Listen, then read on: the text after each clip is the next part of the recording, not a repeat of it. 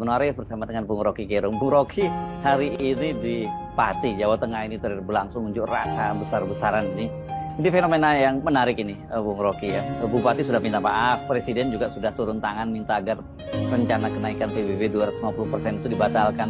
Tapi ini tidak menyurutkan kemarahan publik terhadap arogansi Pak Bupati. Apalagi sebelumnya menantang-nantangin ya Pak Bupatinya ya. Ya, Presiden sudah turun tangan dan sang Bupati Pati ini sudah minta maaf, tetapi demonstrasi jalan terus. Dan artinya kita mesti membaca ini lebih dari sekedar keresahan terhadap si Bupati itu.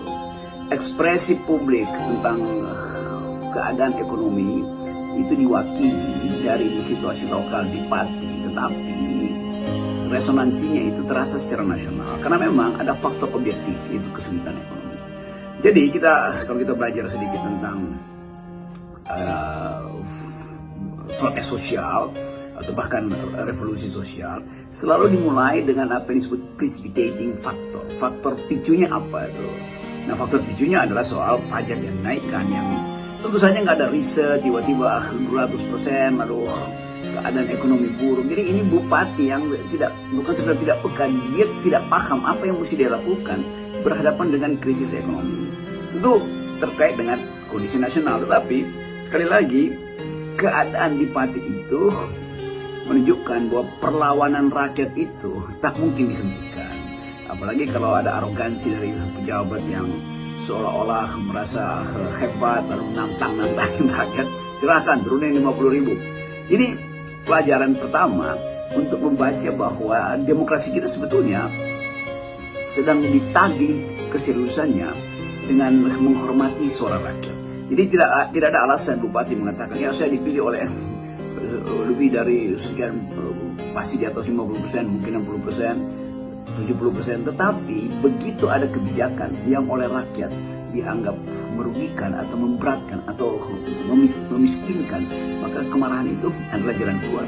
Jadi kemarahan rakyat itu harus dianggap sebagai pesan langit, kalau nggak mau dibilang pesan Tuhan, supaya ada coba kita cari keterangan yang lebih masuk akal ya. Langit memberi pesan bahwa kesemestaan yang dihidupkan melalui harapan itu akan ditagih dari hari ke hari. Jadi tidak mungkin misalnya si Bupati bilang, ya ini demi memajukan ekonomi karena kesulitan kita untuk memenuhi target-target, akibatnya dibebankan pada rakyat. Justru itu yang harusnya dicegah tuh, karena rakyat justru mengalami kesesakan ekonomi. Itu yang harusnya kita terangkan pada publik, bahwa hak rakyat untuk berbeda pandangan, kendati dia dipilih oleh rakyat, itu disebabkan karena kebijakan yang tidak sesuai dengan apa yang mereka harapkan ketika memilih. Tentu semua rakyat Pati yang memilih sang Bupati menginginkan supaya Bupati itu mencarikan jalan keluar terhadap kesulitan ekonomi rakyat. Kan itu dasarnya tuh. Nah, yang terjadi sebaliknya, justru Bupati membebani kebutuhan pemerintahannya dengan menaikkan pajak. Itu konyolnya. Kasus di Pati ini sangat konyol ya. Kita di Jakarta juga ingat itu bagaimana Pak Menteri ATM Nusron Wahid yang mempersoalkan soal tanah negara katanya, dan kalau memang rakyat misalnya mengaku punya tanah, memang mbahmu bisa buat tanah gitu. Untungnya Pak Menteri ini segera minta maaf. Tapi di Pati kendati sudah minta maaf, rakyat tampaknya sudah tidak bisa menahan kemaafannya ya, menahan lagi. Menurut saya ini bukan hanya kemarahan, tapi kemuakan dia rasanya ya, muak mereka sudah. Iya, kasus di Pati ya betul, harus sama konyolnya dengan saudara Menteri Nusron yang menganggap bahwa tanah itu bukan dibikin oleh mbahmu itu. Kan itu juga nantangin rakyat kan. Nah, ya untung dia udah minta maaf itu. Atau mungkin sebelum terjadi kekacauan atau sebut aja kemarahan publik, sang menteri langsung ngerti bahwa dia bikin salah itu. Tetapi kita melihat bagaimana sebetulnya background dari para menteri ini atau pejabat publik yang tidak paham tentang antropologi, di mana rakyat adalah subjek yang harus dia layani itu. Apalagi dalam kasus Jawa Tengah itu, kita tahu bahwa Jawa Tengah itu selalu ada di dalam kesabaran itu, karena ada prinsip nerimo. Tetapi nerimo bisa berubah menjadi ngamuk, menjadi emok, menjadi amuk yang hari-hari ini terjadi.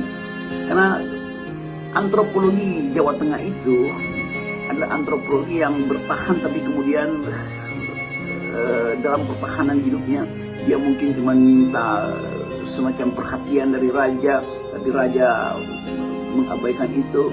Lalu mereka PP, artinya berjemur di depan keraton, depan istana, lalu raja keluar dan memberi sesuatu tuh dan selesai masalah. Tetapi di dalam kehidupan demokrasi, kultur protes itu ya dijamin oleh undang-undang. Jadi kalau memang ada mobilisasi dan itu dicurigai, misalnya, oh ini dari desa sebelah, ini dari dikirimnya, nggak soal, bahkan seluruh Indonesia bisa kirim masa ke Pati kan.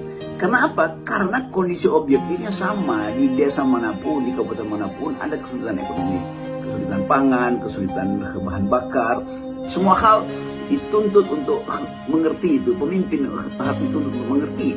Jadi jangan karena Presiden Prabowo menghemat di APBN sehingga dana alokasi ke daerah itu berkurang dan harus cari PAD-nya, lalu PAD-nya itu dianggap harus dibebankan pada pajak rakyat. Kan ini yang kita sebut wisdom dalam kepemimpinan itu. Seorang leader itu harus mampu untuk melihat kondisi real dari masyarakatnya. Itu pentingnya antropologi dari masyarakat daerah itu dimengerti itu. Jadi kita mulai melihat bagaimana demokrasi dari bawah itu tumbuh dari Pati, dan itu pasti akan jadi inspirasi di tempat yang lain. Dan sekaligus juga para bupati, wali kota, dan gubernur bahkan harus betul-betul paham, dan pemahaman itu yang mesti diucapkan secara jujur pada publik, bukan dengan memanipulasi data, memanipulasi angka statistik, lalu menghidupkan harapan palsu. Nah, semua ini yang kita